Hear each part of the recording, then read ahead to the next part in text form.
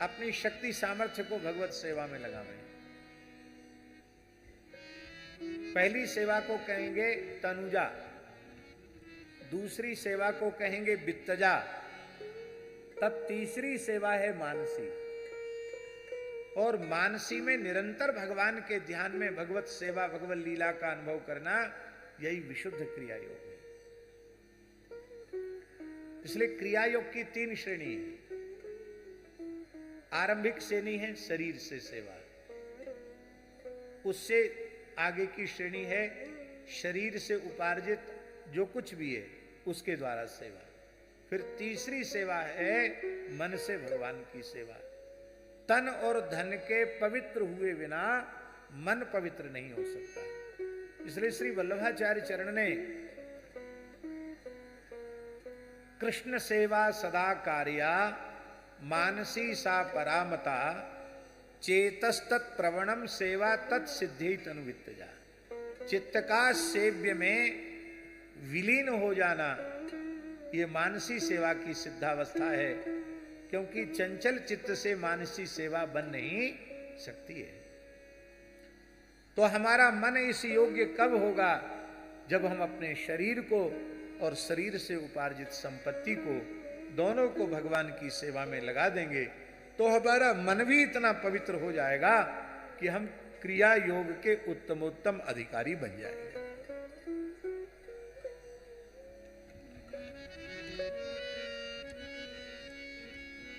प्रचेता यज्ञ कर रहे थे और प्रचेताओं के यज्ञ में देवर्षि नारद जी भी पधारे थे। उस समय देवर्षि नारद जी ने अपने शिष्य भक्त प्रवर राजर्षि श्री ध्रुव जी के चरित्र का गान किया था। देखिए, संसार में सभी सत्शिष्य अपने गुरुजनों की कीर्ति का वर्णन करते हैं, करना भी चाहिए। शास्त्राज्ञा है गुरुम प्रकाशयेत् धीमान मंत्रम यत्नेन गोपयेत्। लेकिन उस शिष्य की शिष्यता धन्य है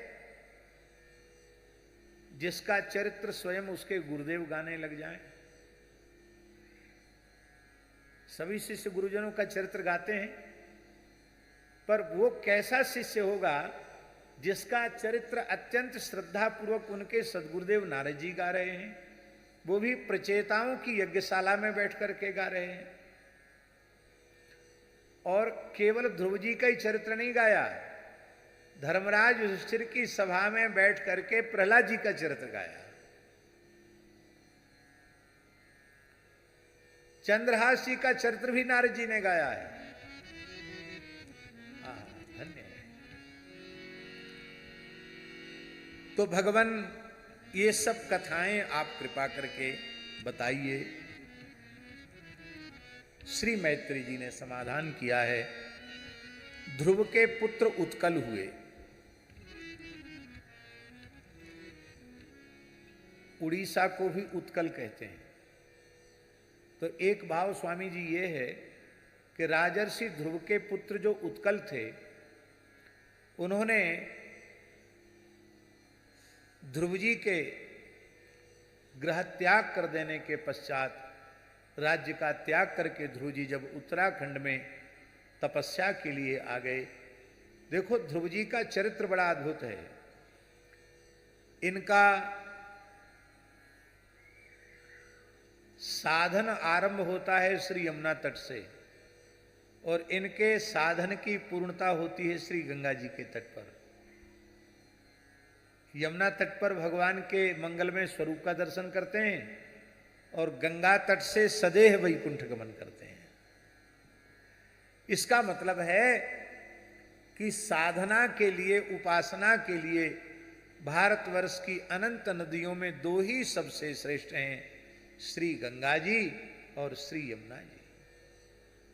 हम लोग कितने भाग्यशाली हैं, हम लोग गंगा जी के तट पर बैठे हैं, गंगा जी का दर्शन कर रहे हैं।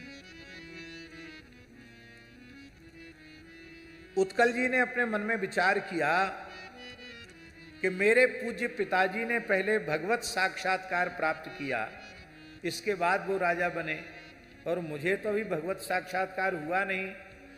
अब पिताजी चले गए हैं तपस्या करने के लिए, अब लौट के आने नहीं, तो सभी लोग कुलगुरु, ब्राह्मण, मंत्री सब आग्रह करके मुझे ही राजा बनाएंगे, और मैं इस बंधन में यदि पड़ गया तो जो मनुष्य जन्म का सर्वोपरि लाभ भगवत साक्षात्कार है, उस भगवत साक्षात्कार रूप लाभ से मैं सर्वथा वंचित हो जाऊंगा। अब बचने का उपाय क्या है?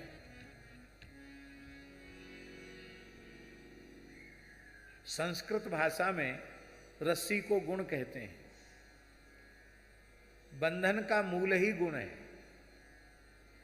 किसी तरह का भी आप में गुण आ जाए, उस गुण से आप बंध जाएंगे। तोता में मीठा बोलने का गुण होता है, पढ़ लेने का गुण होता है, दोहरा देने का गुण होता है, तो लोग तोता को पिंजड़े में पालते हैं। कौआ का ना रंग अच्छा, ना रूप अच्छा, ना बाणी अच्छी, निरे कौआ कांव कांव करते डोलते, कौए को कोई पिंजड़े में आज तक बंद नहीं करता है। तोता मीठा बोलने के कारण, जल्दी सीखने पढ़ लेने के कारण तोता बंधन में आ जाता है। बंधन ही मूल है। अब दो भाव हैं। पहली पद्धति तो ये है कि गुणवान होने पर भी संसार से बचने के लिए संसार के सामने अपने को गुणहीन प्रमाणित कर दे। सीधे साधे शब्दों में कहें तो जानबूझकर पागल बन जाए। दुनिया के लोग समझ रहे माथा फिर गया है, किसी काम का नहीं है, जड़ है, अंधा है, बहरा है, गूंगा है, किसी काम का नहीं है। जब तक तुम संसार के लायक बने रहोगे तब तक संसार तुम्हें छोड़ने वाला नहीं। मरणासन्न पड़े होगे ना हॉस्पिटल में, तो वहां भी इंजेक्शन दे करके जबरदस्ती थोड़ी चेतना ला करके कहीं अंगूठा लगवाना होगा, कहीं साइन करवाना होगा तो करवा लिया जाएगा। कुछ बयान दिलवाना होगा तो उल्टा पलटा बयान भी दिलवा दिया जाएगा। लेकिन इन्हें पता चल जाए कि अब ये हमारे किसी काम का नहीं है, तो संसार की ऐसी विचित्र गति है कि संसार उस व्यक्ति की उपेक्षा कर देता है जिसको समझ लेता वह हमारे मन का नहीं है। और आपको हमारी बात पर विश्वास न हो, इसका प्रयोग करके अपने घर में देख लेना। चौहान जी, सब काम छोड़ दो एक साथ, खेती छोड़ दो, घर का व्यवहार छोड़ दो, होटल छोड़ दो, दुकान छोड़ दो, सब छोड़ दो, और अपने परिवार से कह दो कि अरे क्या हमने सब मन दे दिया ना तुमको, और शरीर से कोई काम उनके ना आओ, तो थोड़े दिनों में घर वाले कहेंगे कि चले जाओ वृंदावन मलुकपीठ, गुरुजी के पास रहना, अब तुम्हें हमारी जरूरत नहीं है, हम सब काम अपने आप संभाल लेंगे। कहेंगे कि नहीं कहेंगे? संसार जब तक ये समझता है कि ये हमारे लायक है तब तक वो छोड़ता नहीं।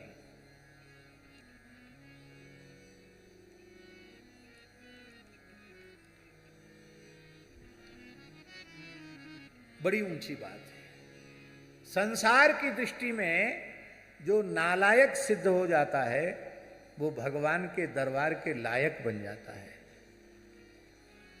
और जो संसार की दृष्टि में लायक सिद्ध हो जाता है वो भगवान के दरबार के लिए अयोग्य सिद्ध हो जाता है। तो एक पद्धति तो ये है, इतना उच्च कोटि का वैराग्य हो और ज्ञान हो जाए तो इस प्रकार से जानबूझकर जड़, मूक, बधिर, अंध की तरह, उन्मत्त की तरह व्यवहार करके ये प्रमाणित कर दो कि हम तुम्हारे किसी काम के नहीं हैं। अब इतना उच्च कोटि का वैराग्य न हो, ऐसा ज्ञान न हो, ऐसा करने की हिम्मत न हो तो क्या करें? तो स्वामी जी उसका भी एक उपाय है। उसका उपाय यह है कि गुण से अपना संबंध समाप्त कर दो। गुण जो हैं वो हमारे हैं ही नहीं, क्योंकि असंख्येय कल्याण गुणगण निलय केवल भगवान है। तो भगवान के गुणों की कुछ अंश में छाया पड़ी है, ये गुण हमारे न होकर भगवान के गुण हैं। गुण तुम्हार समुझे ही निज दोषा। गुण भगवान के हैं, दोष हमारे हैं। महेंद्र जी, भगवान के गुण किस लिए हैं? भगवान के लिए। हम गाना बजाना जानते हैं तो हम दुनियादारी के गीत गजल गा करके और संसार को रिझा कर पैसा नहीं बटोरेंगे, हम अपने ठाकुर जी को गा बजा करके रिझाएंगे। हमको नाचने का गुण है तो हम संसार के सामने नहीं नाचेंगे, हम संसार को नचाने वाले के सामने नाचेंगे, जो हमारा 84 के चक्र में नाचना बंद होगा। हमारे पास कोई भी गुण है, रूप है, गुण है, कला है, विद्या है, वो सब का सब भगवान के लिए है, भगवान की उपासना के लिए है। ऐसा मान लोगे तो गुण से जो बंधन प्राप्त होता है वो बंधन नहीं होगा, क्योंकि वह गुण बांधने वाला नहीं होगा, वह गुण भगवान की उपासना का अंग बन करके बंधन से मुक्ति कराने वाला होगा।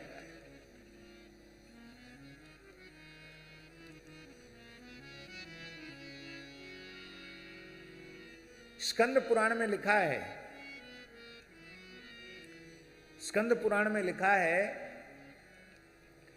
कि जो लोग गायन वादन नृत्य के द्वारा अत्यंत निष्काम और निर्लोभ वृत्ति से भगवान के नाम रूप गुण लीला का कीर्तन करते हैं, वे निश्चित ही वैकुंठ प्राप्ति के अधिकारी हो जाते हैं, ऐसा लिखा है।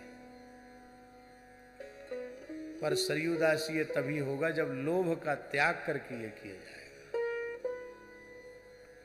लोभ के त्याग का मतलब है भगवद इच्छा से अपने प्रारब्ध के अनुकूल जो मिल जाए उसी में अपना निर्वाह करना, इसे धन प्राप्ति का साधन न बनाना। ये भले ही इससे धन प्राप्त हो रहा है, उससे भगवान के दिए हुए परिवार का पोषण हो रहा है, लेकिन ये भगवान की उपासना की वस्तु है, हम भगवान को प्रसन्न करने के लिए कर रहे हैं, ऐसा भाव अपने मन में पक्का रखना। तो महाराज जी सार्वभौम श्रियम नैच्छत अधिराजासनम पितुः, चक्रवर्ती सम्राट के पद को भी उन्होंने स्वीकार नहीं किया, क्योंकि सजन्मनोपशांतात्मा निस्संग समदर्शनः ददर्श लोके विततो मात्मानं लोकमात्मनि आत्मानं ब्रह्म निर्वाणं प्रत्यस्तमित विग्रहम अवबोधरसैकात्म्य मानंदम अनुसंततम। कहते हैं महाराज वो जन्म से ही शांत चित्त थे, सर्वथा आसक्ति रहित थे, सभी में समान रूप से परमात्मा का दर्शन करने वाले थे, संपूर्ण लोकों को अपनी आत्मा जो परमात्मा है उनमें उन्होंने देख लिया, और अपनी आत्मा को संपूर्ण लोकों में अंतर्यामी के रूप में, माने सब में भगवान को देख लिया और भगवान में सबको देख लिया। इस प्रकार से सर्वत्र भगवत दृष्टि से संपन्न महात्मा थे ध्रुव जी के पुत्र उत्कल। उनका जो यह ब्रह्मात्मैक्य बोध है, इस ब्रह्मात्मैक्य रूप आत्मबोध की अग्नि में उनका संपूर्ण अविद्या का मल जल करके भस्म हो गया था, न शुभ रह गया था न अशुभ रह गया था। इसलिए अपने आत्मा के साथ इस पूरी सृष्टि को एकाकार रूप में उन्होंने देख लिया, भेद रहित होकर के प्रशांत भाव से सर्वत्र ब्रह्म का अनुभव उन्होंने कर दिया। और वो कैसे होते थे? वो लक्षित जडांध बधिरोन्मत्त मूकाकृति रतन्मति लक्षित पथिवालानाम प्रशांतार्चिरिवानला। जैसे कोई धधकती हुई आग हो, ऊपर से कुछ भस्माच्छन्न हो गई हो, भस्म की चादर उस पर चढ़ गई हो, भीतर धधकते हुए अंगार हों, ऐसे ही वो ब्रह्माग्नि, योगाग्नि, ज्ञानाग्नि से उनका चित्त उद्भासित हो रहा था, किंतु बाहर से जड़ की तरह, अंधे की तरह, बहरे की तरह, गूंगे की तरह वे व्यवहार किया करते थे। अब मंत्रियों ने देखा कि ये तो पगला गया है, किसी तरह से ठीक होता नहीं है। तब उन्होंने इनके छोटे भाई बत्सर को राजा बना दिया, जो भृमि के पुत्र थे।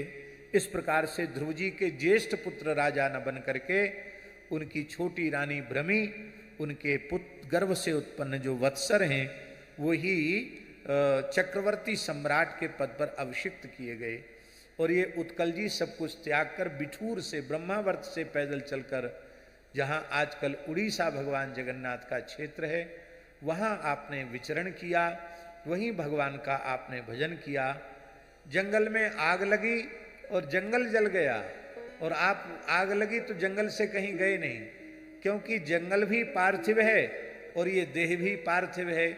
जंगल जल रहा है या शरीर जल रहा है, इसमें क्या भेद है? ऐसा उच्च कोटि का ज्ञान उन्हें प्राप्त हो चुका था, और वे तो ब्रह्म भाव को प्राप्त हो ही चुके थे। वो भगवान की नित्य सन्निधि को उन्होंने प्राप्त किया।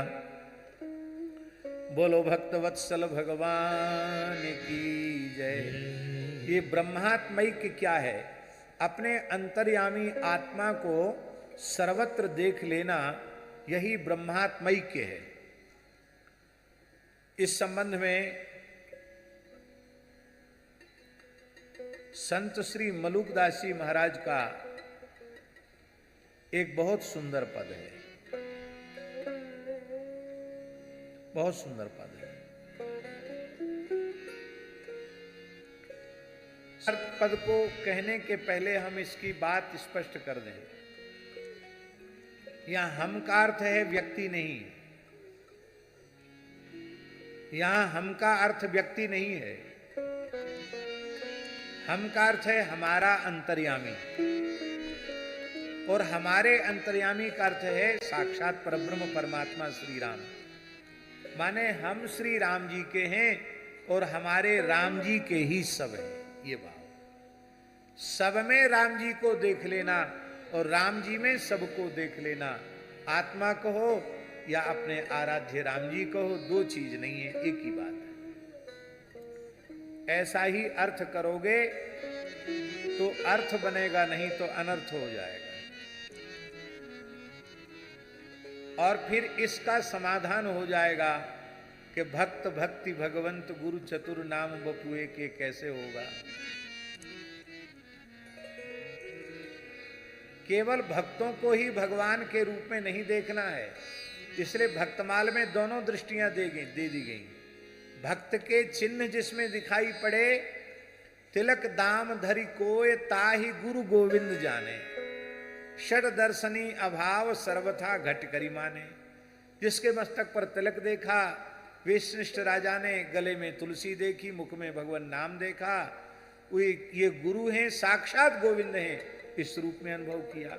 भले ही षड दर्शनों का विद्वान है, किंतु मस्तक पर भगवान का तिलक नहीं है, गले में तुलसी नहीं है, मुख में भगवान का नाम नहीं है, उसको कुछ भी नहीं माना। और ठीक इस वेशनिष्ठ भक्त के बाद अंतर्निष्ठ राजा का चरित्र है, जहां न तिलक है, न तुलसी है, न वैष्णवता का कोई आचरण है। रानी यही सोचती है कि मेरा पति विमुख है, और स्वप्न में राजा के मुख से भगवान नाम प्रकट होता है। तब रानी को पता चलता कि जिसे मैं विमुख मानती थी, वो तो भगवान का महान भक्त है।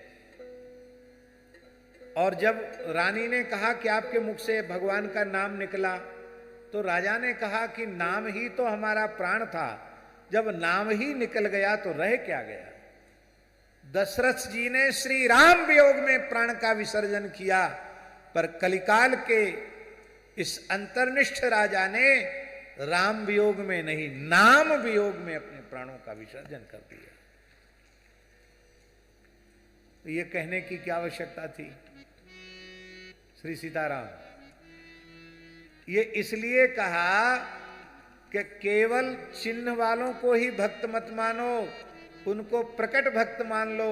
जिनमें भक्ति का कोई चिन्ह नहीं दिखाई पड़ता, उन्हें अंतर्निष्ठ भक्त मान लो और धीरे धीरे अपनी दृष्टि व्यापक बनाते बनाते यहां तक पहुंच जाओ।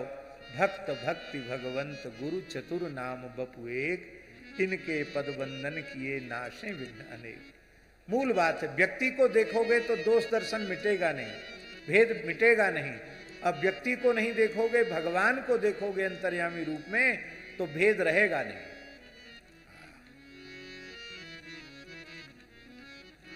बहुत समय से इस पद को हमने नहीं गाया, बहुत लंबे समय के बाद आज गा रहे हैं।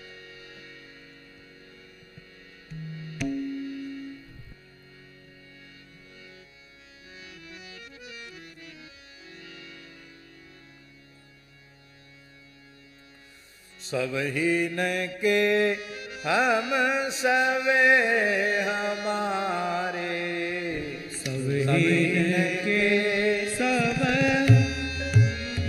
हमारे, सब ही न के हम सवे हमारे, सब ही न के हम सवे हमारे। हम सबके हैं माने हमारा अंतर्यामी जो श्री राम जी हैं वो सबके हैं और श्री राम जी के सब हैं, ये अर्थ है। बस इतना ध्यान रखना, फिर पूरा पद लग जाएगा। सब ही न के हम सब हमारे, सब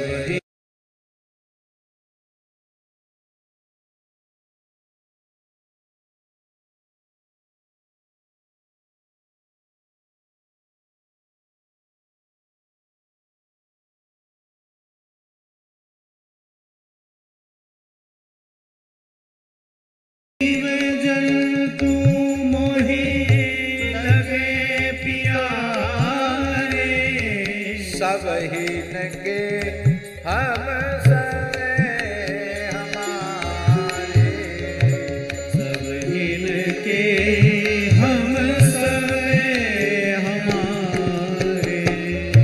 तीनों लोग हमारी माया, तीनों लोग हमारी माया, अंत कतहु से कोई नहीं लाया, अंत कतहु से कोई नहीं लाया।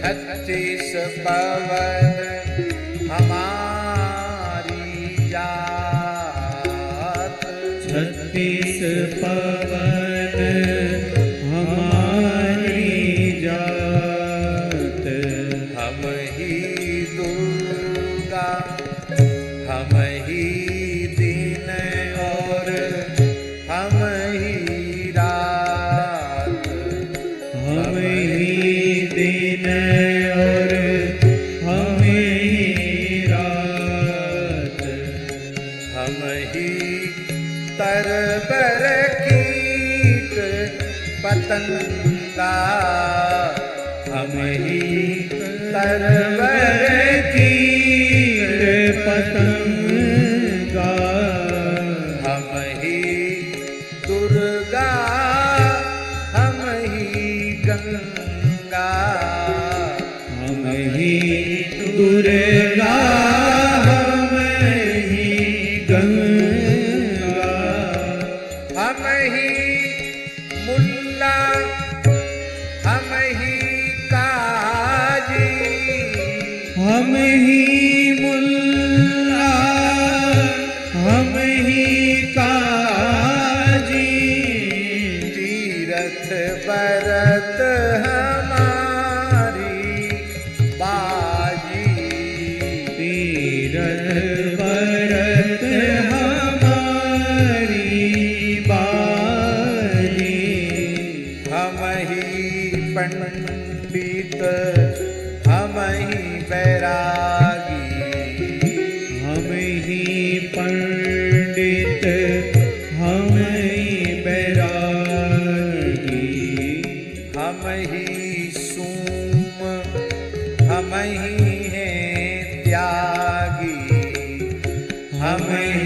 सोम हम ही हैं त्यागी, हम ही देव अरु हम ही दानो, हम ही देव अरु हम ही दानो, हम ही देव अरु हम ही दानो, हम ही देव और हम ही दानो, भावे जाको जैसा मानो, भावे जाको जैसा मानो, हम ही चोर हम ही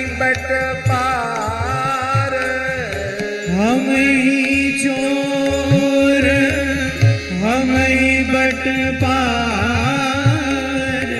हम ऊंचे चढ़ी करें पुकार, हम ऊंचे चढ़ी करें पुकार, हम ही महावत हम ही हाथी, हम ही महावत हम ही हाथी, हम ही पाप पुण्य के साथी, हम ही पाप पुण्य के साथी, हम ही अश्व हम ही असवार, हम ही अश्व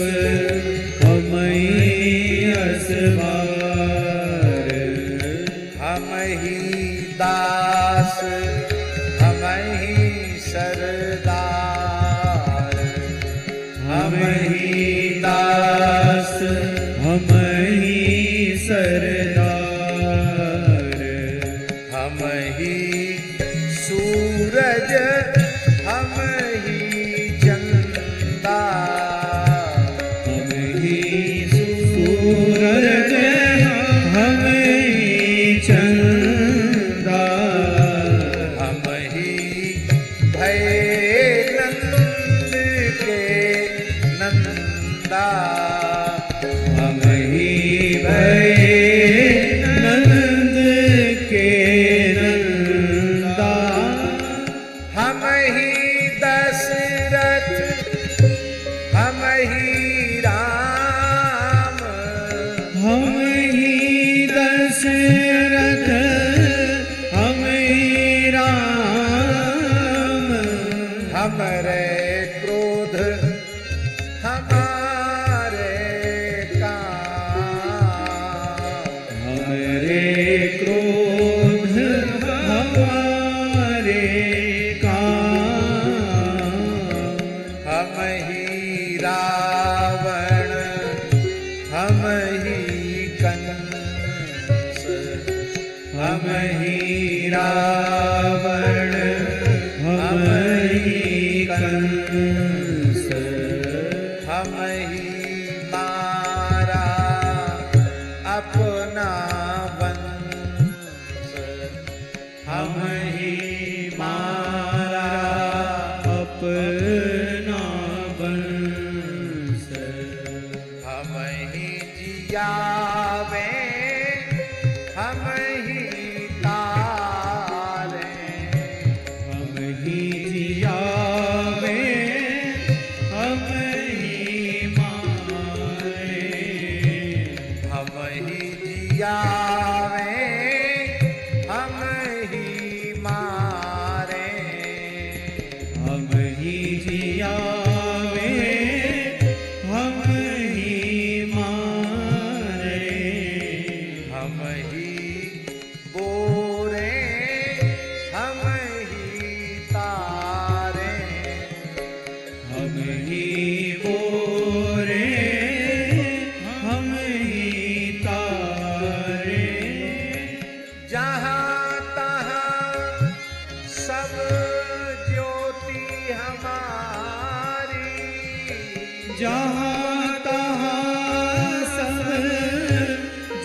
मूर्ति हमारी, हम ही पुरुष हम ही हैं नारी, हम ही पुरुष हम ही हैं नारी।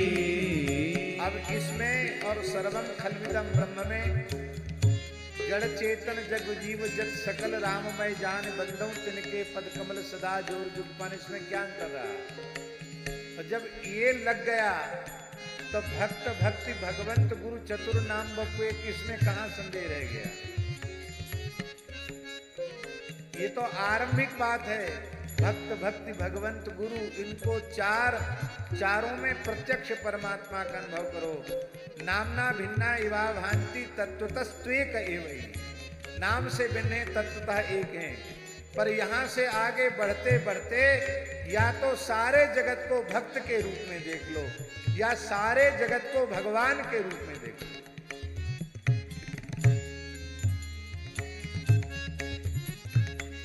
अब जो आगे बात कह रहे हैं वो बहुत ध्यान से सुनने की है।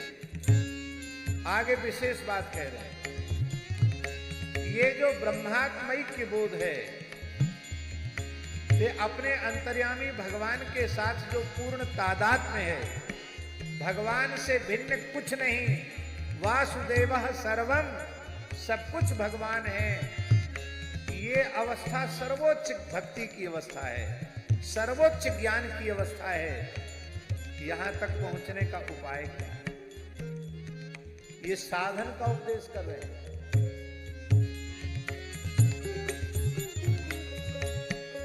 इस प्रकार से सर्वत्र जो भगवान का दर्शन करता है, भगवान उसके टहलुआ बनकर आ जाते हैं,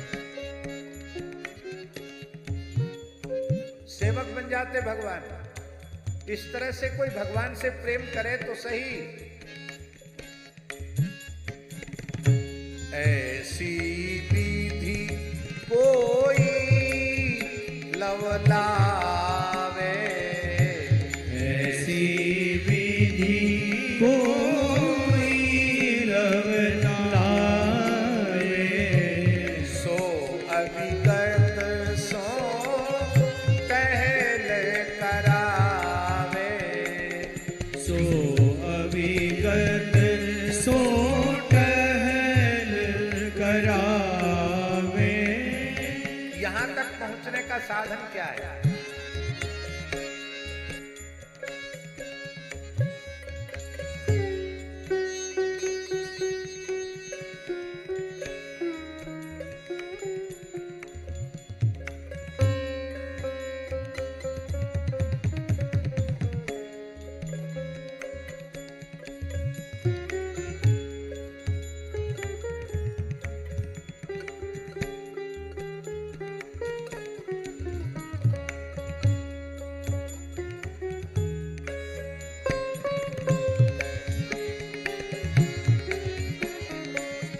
साधन की पद्धति क्या है, यहां तक पहुंचने की पद्धति क्या है?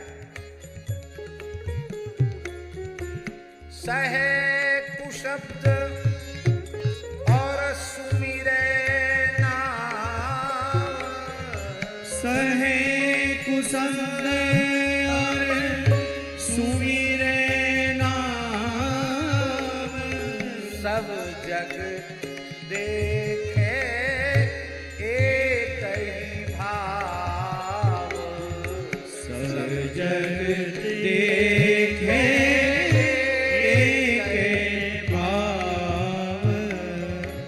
या पद का कोई करे निवेरा, या पद का कोई करे निवेरा, कह मलूक नेता कर छेरा, कह मलूक मेहता कर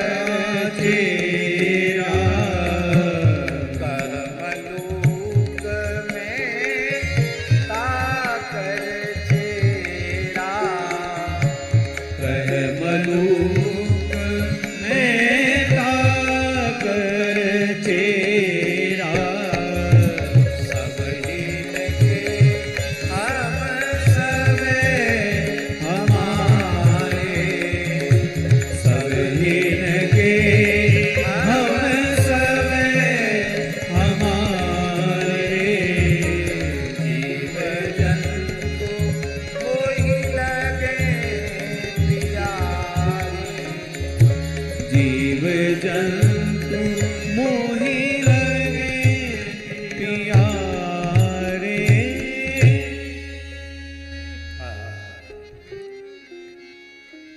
इस पद को जीवन में जो आत्मसात कर लेता है, मलुकदास जी कहते वह मेरा स्वामी है, मैं उसका सेवक। बात बात पर लोग सम्मान अपमान की छोटी सी छोटी क्रियाओं के पीछे और उखड़ जाते हैं। सम्मान होने पर बहुत अहंकारी हो जाते हैं कि हम बहुत ज्येष्ठ श्रेष्ठ हैं, हम बड़े पूज्य हैं, इसलिए हमारी पूजा हो रही है। असम्मान होने पर बहुत पीड़ा हो जाती, करे हम इतने बड़े, हम इतने अच्छे, हमको बैठने के लिए नहीं कहा। सन्मान निरादर आदर ही सब संत सुखी विचरंती भई। ये सम्मान अपमान बोध बड़ों में नहीं, जो अभी बोलना नहीं जानते हैं, ऐसे स्तनंद है, स्तनपाई जो शिशु हैं, उनमें भी सम्मान अपमान का बोध होता। भगवान की कैसी प्रचंड माया है। छोटे बच्चे को भी मुस्कुराकर चुटकी बजाओ तो खिलखिला जाएगा, ये सम्मान है उसका। और थोड़ी कड़ी नजर करो तो उसको अपमान बोध होगा, तो रोने लग जाएगा। फिर जितना बड़ा होता जाता है उतना ही उसका सम्मान बड़ा हो जाता है। जितना बड़ा सम्मान बढ़ता उतना ही बड़ा अपमान होता है।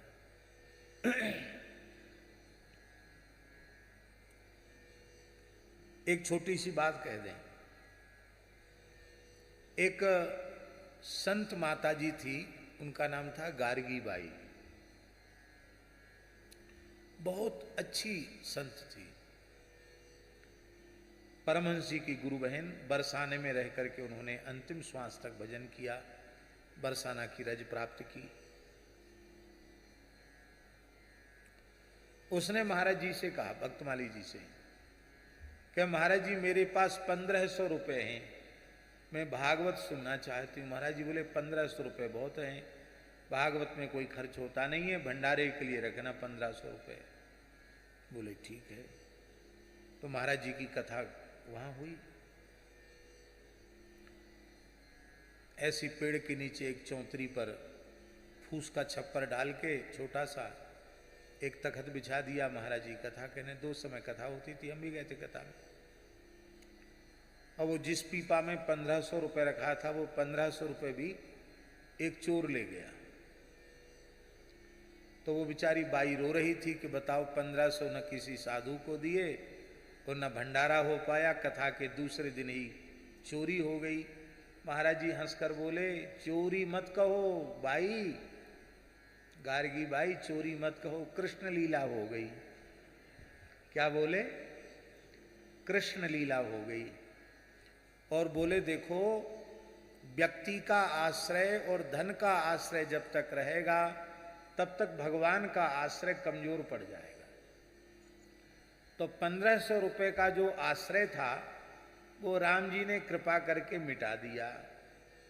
अब निश्चिंत रहो भाई, हमें कुछ चाहिए नहीं, कथा तो हो ही रही है, कथा अभीष्ट कथा हो जाएगी। भंडारा होगा कि नहीं होगा, विरक्तों के लिए भंडारे का और यज्ञ का हवन का कोई आग्रह नहीं है। महाराज जी उसी धैर्य से कथा कहते रहे। बोले व्यास पूजन में कुछ न कुछ तो देना पड़ेगा।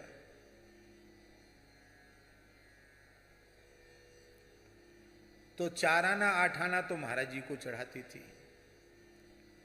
उस समय 4 आना 8 आना चलते थे, और कभी 10 पैसा कभी 5 पैसा हमको भी, हम भी जब कर रहे थे, हमको उस समय 5 पैसा 10 पैसा भी चलते थे। बुंदेली में पंजू, 10 पंजू कहते हैं, पुरानी बात है। तो 5 पैसा 10 पैसा देती थी, हाथ में नहीं देती, वो भी खोपड़ी पे धरती थी, चंदन लगा के यहां रखती थी।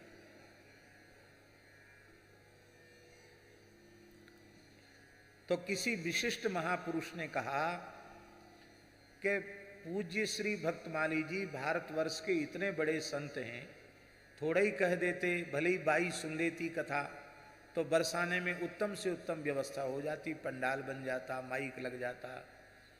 बताओ 8-8 घंटे कथा कह रहे हैं, एक बाई को सुना रहे हैं। महाराज जी ने अपना स्तर एकदम घटा लिया। क्या कहा उन महापुरुष ने कि महाराज जी ने अपना स्तर घटा लिया। थोड़े ही कहते तो सब व्यवस्था हो जाती।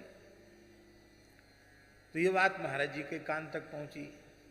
तो महाराज जी ने बड़े सहज भाव से कहा, जिसने अपना कोई स्तर मान रखा हो उसका स्तर घटे या बढ़े, जिसने अपना कोई स्तर ही नहीं स्वीकार कर रखा है उसका क्या घटेगा क्या बढ़ेगा। ये सामान्य वाक्य नहीं है, यही है निरुपाधिक अवस्था। परमात्मा मायिक उपाधियों से सर्वथा शून्य है, इसलिए भगवान की प्राप्ति के लिए जब तक सर्वथा उपाधि विनिर्मुक्त नहीं होगा, निरुपाधिक की प्राप्ति के लिए जब तक स्वयं निरुपाधिक नहीं होगा, तब तक भगवान की प्राप्ति संभव नहीं।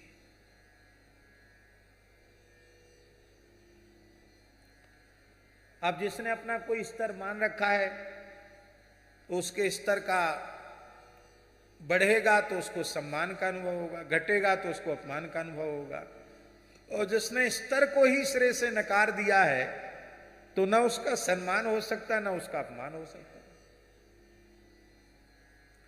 सम्मान मान रखा है उसका सम्मान है, सम्मान की मान्यता ही जिसने मिटा दी है उसका क्या सम्मान। और सम्मान की मान्यता के समाप्त होते ही अपमान की निवृत्ति हो जाती है। पर ये बातें तो बड़ी लंबी चौड़ी हैं। आत्मनिरीक्षण करो, क्रियात्मक रूप में अपने जीवन में देखो कि हम सम्मान अपमान से कितने प्रभावित हो रहे हैं। यदि हम सम्मान अपमान से प्रभावित होते हैं तो ये पक्का समझ लेना, अभी न ज्ञान का उदय हुआ है न भक्ति का उदय हुआ है, अभी हम देह में ही स्थित हैं, अभी देहाध्यास की निवृत्ति नहीं हुई। देहाध्यास की निवृत्ति हो जाएगी तो अपमान सम्मान सब समाप्त हो जाएगा। ये सारा धर्म देह को लेकर के। तो इस पद के अनुरूप जो तत्व ज्ञान की अवस्था है, पूर्ण बोध की जो अवस्था है, वो उत्कल जी को प्राप्त हो गई। और उनकी चरण रस से पवित्र जो समुद्री तट का क्षेत्र है उसे उत्कल प्रांत कहा गया। क्या कहा गया? उत्कल। ये सतयुग के भगवान के भक्त हैं। तो उत्कल के भतीजे वत्सर को राजा बनाया गया। वत्सर को, उत्कल के भाई वत्सर को राजा बनाया गया और वत्सर के वंश का विस्तार हुआ। वत्सर की प्रेयसी भार्या स्वर्वीति के गर्भ से पुष्पार्ण, तिग्मित, केतु, इस, ऊर्ज, बसु, जय नाम के 6 पुत्र हुए। और इसी वंश में आगे चलकर महाराज अंग हुए। ये अंग बड़े धर्मात्मा थे। इन्होंने अश्वमेध यज्ञ किया।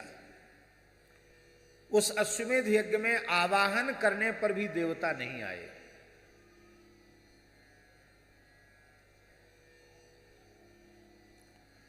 तब आपने ब्राह्मणों से कहा कि देवता लोग अपना यज्ञ में भाग स्वीकार करने के लिए क्यों नहीं आ रहे हैं।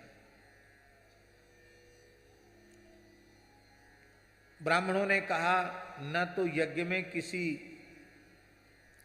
विधि का अपलाप हुआ है,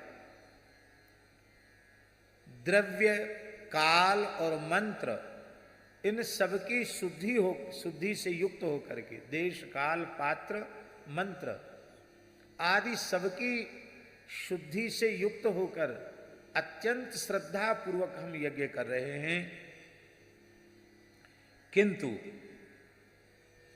फिर भी देवता भाग नहीं ले रहे हैं। इसका कारण एक ही है, अस्तेकम प्राक्तन मघम यदि हे दृक्त्वमक प्रजा एक ही तुम्हारा कोई पूर्व जन्म का पाप है कि उस प्रबल पाप के कारण तुम संतानहीन हो। संतानहीन भी पापी माना जाता है, देवता उसका भाग स्वीकार नहीं करते।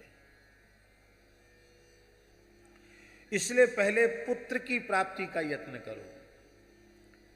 तब पुत्रेष्ट यज्ञ पूर्वक अंग राजा ने पुत्र को प्राप्त किया और पुत्र उनके हुआ बड़ा सुंदर, बड़ा बलवान पुत्र हुआ। उस पुत्र का नाम हुआ बेन। पिता परम धर्मात्मा मनु जी के, ध्रुव जी के पवित्र वंश में जन्म हुआ।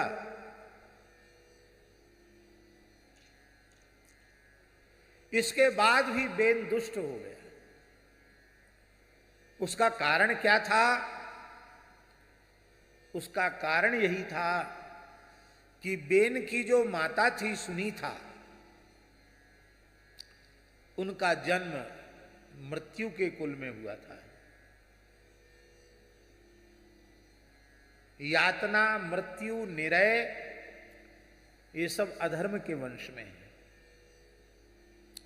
अधर्म के वंश में उत्पन्न कन्या के साथ विवाह के कारण जो मातामह का दोष था, मृत्यु का जो दोष था, वो दोष पुत्र में संक्रमित हो गया, दौहित्र में संक्रमित हो गया। इसलिए विवाह आदि के प्रकरण में रुपए पैसे का विचार नहीं करना चाहिए। आजकल विचार क्या करते हैं? कितना रुपया है, गाड़ी है कि नहीं, मकान है कि नहीं, कुछ व्यवसाय है कि नहीं, प्राइवेट हो या सरकारी, बढ़िया कोई अच्छी नौकरी लगी कि नहीं, इन सब चीजों का लोग विचार करते हैं। पर इनका विचार नहीं करना चाहिए। विचार करना चाहिए कि जहां हम अपनी कन्या देंगे वह कुलीन है कि नहीं, उसके कुल में कोई खोट तो नहीं है। क्योंकि संतान में सर्वाधिक जो संस्कार आते हैं वो माता के कुल से आते हैं, पिता के कुल से कम आते हैं। मातृकुल का प्रभाव संतान पर सर्वाधिक होता है। हमने यह अनुसंधान करके देखा है। किसी भी महापुरुष का आप चरित्र पढ़ें, जो लोकोत्तर कोटि के महापुरुष हुए हैं, पौराणिक युग से लेकर इस युग तक, अलग अलग नाम हम नहीं लेंगे, आप अनुसंधान कर लेना। उन सब महापुरुषों की उत्पत्ति के मूल में उनका मातृकुल बहुत पवित्र था। पितृकुल से भी अधिक मातृकुल पवित्र था।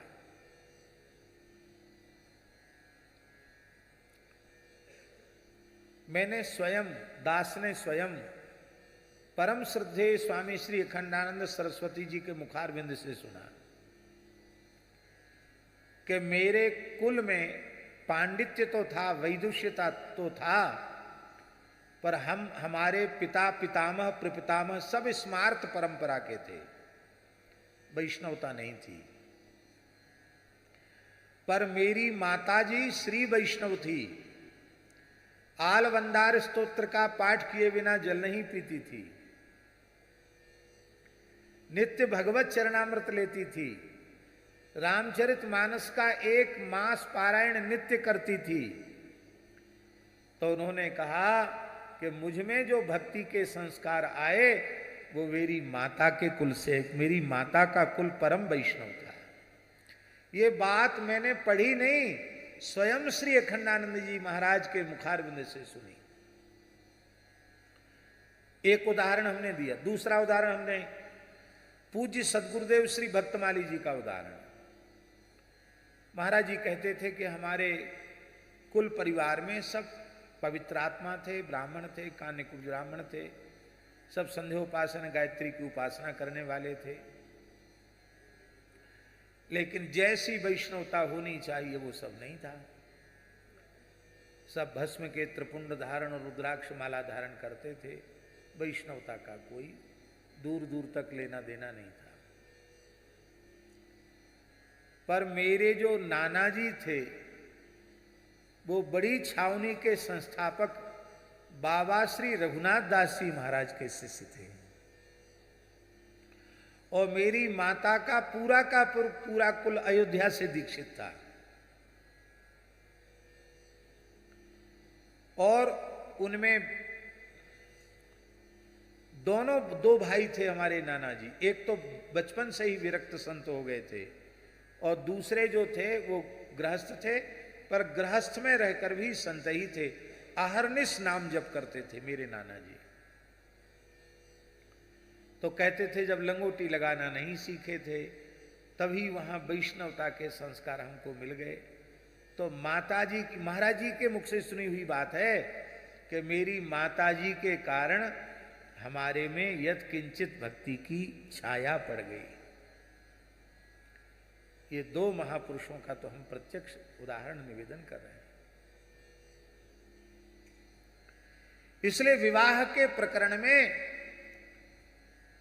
कन्या के पवित्र कुल का ध्यान देना चाहिए। पवित्र कुल की कन्या हो, पवित्र आचरण वाली कन्या हो, क्योंकि उत्तम सृष्टि का मूल, सृजन का मूल स्त्री शरीर ही है। इसलिए महाराज जी हमारे वैदिक सनातन धर्म में नारी देह की पवित्रता पर बहुत अधिक ध्यान दिया गया है।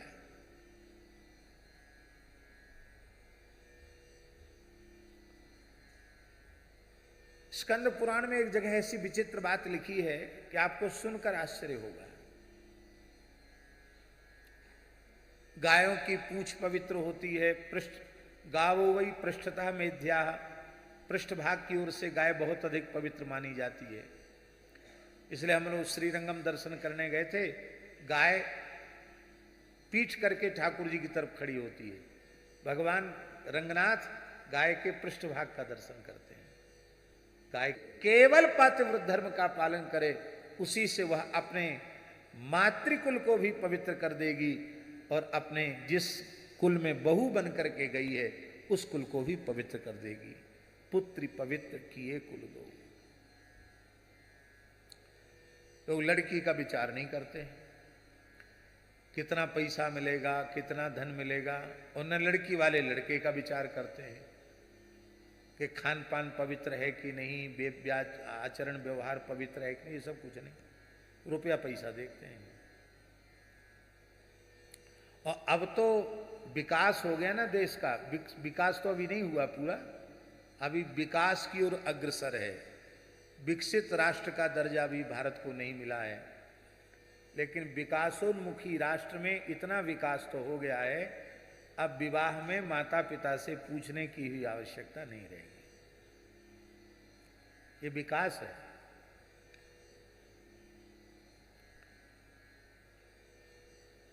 बस पुरुष ने स्त्री को स्वीकार कर लिया, स्त्री ने पुरुष को स्वीकार कर लिया, हो गया ब्याह। और ये इसको कहते क्या है? प्रेम विवाह। क्या कहते हैं? प्रेम विवाह। पर ये प्रेम विवाह नहीं है, महाद्वेष विवाह है। तलाक के जितने केस हैं ना, संबंध विच्छेद के, उनमें 99% केस प्रेम विवाह के होते हैं। विवाह क्यों आवश्यक है? पहले ये बताओ, विवाह क्यों आवश्यक है? वर्णाश्रम की व्यवस्था बनी रहे, पितरों का कव्य और देवताओं का हव्य, उसकी परंपरा चलती रहे, गौ ब्राह्मण का आदर होता रहे, राष्ट्र की, समाज की सब प्रकार से सेवा होती रहे। इसीलिए तो गृहस्थाश्रम में प्रवेश आवश्यक। और क्या प्रयोजन है गृहस्थाश्रम का? तो अब ये कितना विचित्र उदाहरण है कि अंग जैसे परम धर्मनिष्ठ व्यक्ति का पुत्र बेन महाअधर्मी हुआ, क्योंकि उसकी माता अधर्म के वंश में उत्पन्न हुई थी।